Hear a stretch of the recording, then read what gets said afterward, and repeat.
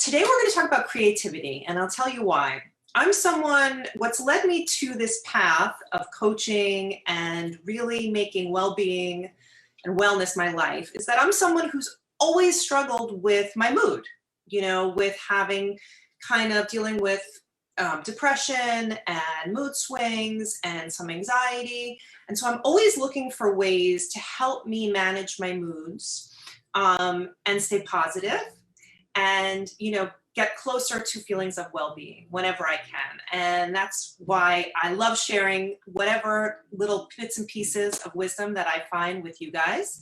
And this week I watched a movie on Netflix called The Creative Brain, and I really enjoyed it, and I took a couple of things from it, and I thought it was so interesting how they discussed that how creative we are in our everyday lives directly links to our feelings of well-being. And there were a couple of different reasons that this is true, which I found super interesting. And also this ties back to, I've mentioned before how we have our ego mind, which is our analytical mind, right? That can be based in fear. And so it's our job every day to become present, to tap into our authentic self, which is a place that comes from love. And then we can live our day from there. And that's what I really strive for. And that's what I coach my moms to do. So they discuss this in a very interesting way, this phenomenon of this ego analytical mind. And what they were talking about, and I thought this was so interesting, is that one of the reasons our analytical mind will go to the same unhealthy habits, unhealthy patterns, low moods, if we struggle with moods, is because it's the path of least resistance. It takes the least amount of brain energy to use neural pathways that you've used already. So I thought that was fascinating, and it explains so much, this pattern that we have, that even when we want to be positive and we want to do the right thing, we want to start new habits, it's such an uphill battle. It's such a struggle because we're actually like fighting our brain, because our brain just wants to survive and be efficient with how much energy it uses. So it's going to go to the neural pathways, the activities, our emotions that we're really used to. Right? So it does take real intention and real devotion to your practices to try and break that. But you can. And that's what I'm all about, because I've had breakthroughs and I love being able to share it with you guys. So in this movie, The Creative Brain, they spoke about how creativity, when you're immersed in something creative, and that could be anything from the arts to creating new ideas. If you're sitting there and you're trying to problem solve for your family, or, it could be redecorating a room, or, it could be the arts. It could be drawing, singing, dancing, collaging. But it also could just be using any type, coming up with a new idea for you. And when you do that, it actually releases dopamine in your brain. When you're in the flow state, when you're being creative and coming up with something new, pushing your boundaries of what's comfortable, what you've done already, trying something new, dopamine releases in the brain, and that leads to a feeling of well-being, not just for one day, actually. There's this, what they call an upward spiral of emotional well-being that springs out of creativity. So you don't just feel like a sense of well-being from your creative efforts on the day that you do them, but it spills into the next day. So there's this sense of well-being that lasts for 2 days when you really get into a creative mode and enter any type of flow state. And like the zone, like when you're doing something and you're really tapping into that creative mind. I think you guys know what flow and the zone mean. So I think that is so interesting, and I've definitely experienced that. I know that when I started this venture and had to be creative about how I was going to create my coaching business and design certain aspects of it, and even just making this video for you, I know that I tap into that creative part of my brain.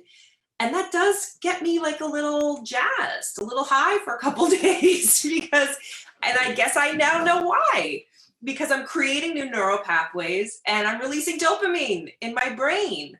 So if you're someone who struggles with mood, and quite frankly, I think a lot of us do, especially now with the pandemic, even though things are loosening up and it's thank God, there's so many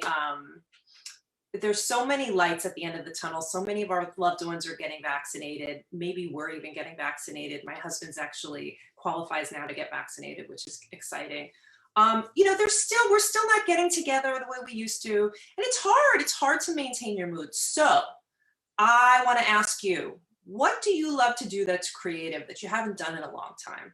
And how can you bring creativity into your self-care, into your time that's just for you?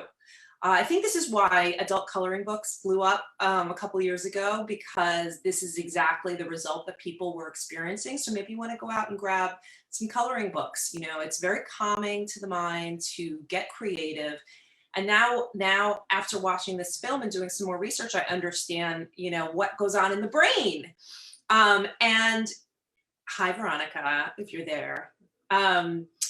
So that's exciting. That's exciting. And that really encourages me to remember that if I'm going through a rough patch, I have another tool in my toolbox. Not only is there yoga and meditation and journaling and reading, which are things that I do, but what can I do creatively? My kids are on their way home in a little bit with Adam, and I think I'm going to try to do something creative with them now that I've taken care of myself. I did some yoga today. They were in school today, thank God.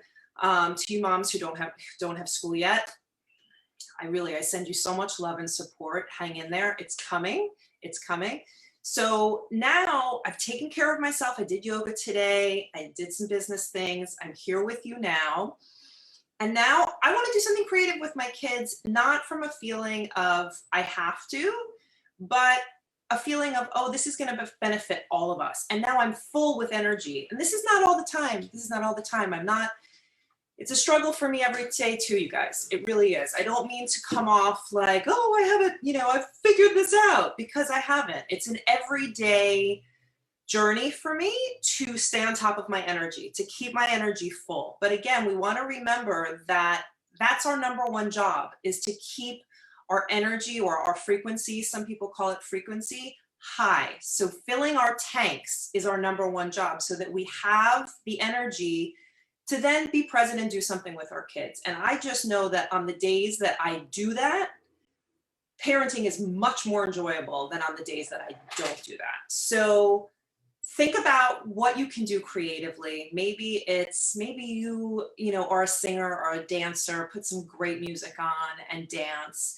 Maybe you're a poet and you haven't written in a while. Maybe you could pick up an adult coloring book, maybe do something with your kids. Also, it could be making a plan or thinking about something new. Anything that pushes you outside of your comfort zone and pushes your boundaries. Oh, and the last thing that they said was that you can't be afraid to fail with your creativity. And I think this is more for people whose jobs require a lot of creativity and a lot of creative risks, that to really reach the ultimate benefit of creativity, you have to be willing to fail, right? And that failure is part of the growth process. So I guess we could apply that to any type of new routine, like an exercise routine that maybe I've told this story before, but I remember when I first started going to the gym, it was ridiculous. I hadn't been there in 20 years. I had no idea what I was doing. And I was riding the elliptical backwards. I was one of those people that was riding it backwards. But you know what? I survived. And you just have to be willing to try something new and not worry if you look like a fool, because it doesn't matter. It doesn't matter. Okay. So let me know if you've been, able to find some creative solutions in the pandemic, being home with your kids. If you've been able to do anything that's really like brought you to a place of well-being. And now that we know this research that a creative act can give us a sense of well-being for 2 days. And then what happens is that well-being feeds on itself, because it makes you more likely to be creative in the next day and the next day, and it feeds on itself. So good habits feed on themselves, right? We know that. So I wish you so much peace and well-being for you. I hope that this serves you in some way. If you haven't thought about being creative in a while, or if you know that you've been missing it, maybe tonight when the kids go to bed, you could do something for yourself that's just for you that feels really, really good and gets you out of your head, the analytical mind, and into that creative part of your brain where you can enter some flow and feel some magic. All right. All right, guys, have a great week. And I will see you next time. It's so nice to be here. Okay, take care. Bye.